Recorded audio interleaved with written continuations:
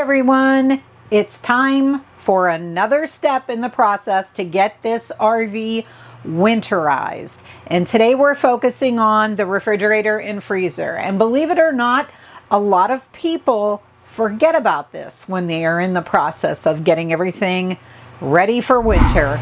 You definitely don't want to forget about the refrigerator and freezer, because the dark and damp environment inside that, even if everything's unplugged and there's no power going to it, there's still dampness and there's still dark in the inside.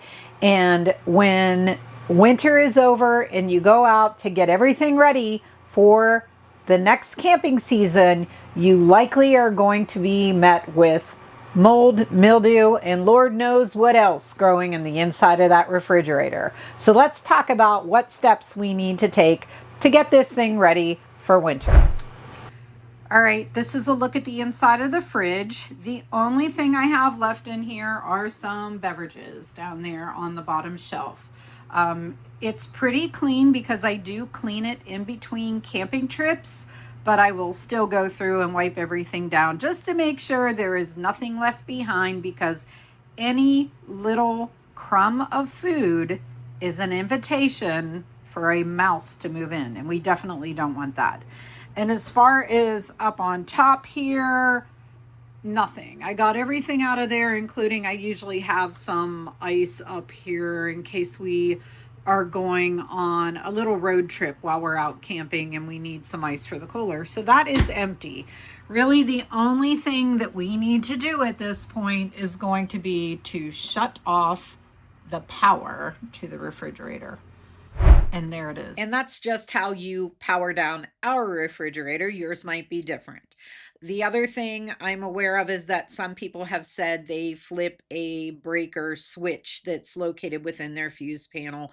We don't do that because ultimately we disconnect from the shore power here, and we also will disconnect the battery later on and hook it up to the trickle charger for the winter months. And there will be a video on that as well. So now that this is all powered down and there's nothing to keep it cool and frozen anymore, it's going to begin the thawing process, which I anticipate is probably going to be maybe 24 hours or so for that process to be complete. I don't have frost buildup in here. I do a pretty good job of keeping the freezer and the refrigerator cleaned out between trips, so I don't have any issues with that type of buildup on the inside of the freezer. But even still, I will put in some paper towels in the bottom here just in case there is a little bit of water that somehow seeps down into this recessed area. That can help to soak it up. Once your refrigerator is finally defrosted, or should I say your freezer is finally defrosted, it's time to clean it. Wash down all of the shelves, the drawers, and the walls with warm water, and they say a little mild dish soap. I say use your weapon of choice. You don't want to use anything that's a harsh chemical because it has the potential to damage the surface of the inside of the refrigerator. So use whatever you're comfortable with using, whatever your manufacturer recommends, and get the inside of that refrigerator and freezer clean. Don't forget those shelves. Don't forget the produce drawer. Don't forget under the produce drawer, because if you leave a crumb behind, the mouse will come and find it. And then also you want to make sure that it is thoroughly dry after you're done cleaning.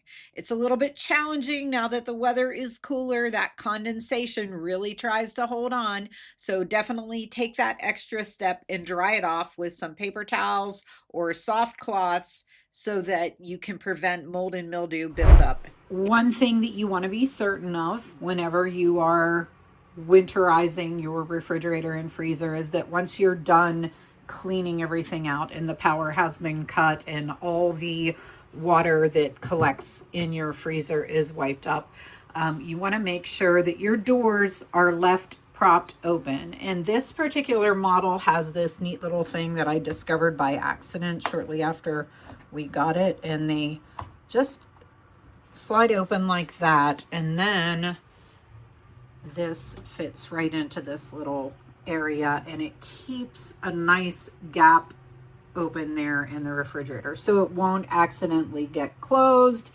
and I won't come out here in the spring and find mold and mildew inside my refrigerator. If your RV refrigerator has an ice maker or water dispenser, it's going to be a little bit more complicated. You're actually going to have to get into using some compressed air to blow out those lines, as well as the RV safe antifreeze. You'll definitely want to check your owner's manual for instructions on how to do that. And for the last step of the refrigerator winterization process, I will put an open box of baking soda inside. You can also use a small bowl of activated charcoal. Both of these will absorb any lingering odors from the food you kept in there last camping season. I hope you found this video to be helpful. If you did, don't forget to like, subscribe, and hit the notification bell so you don't miss any more of our videos. Thanks so much for joining today, and we'll see you next time.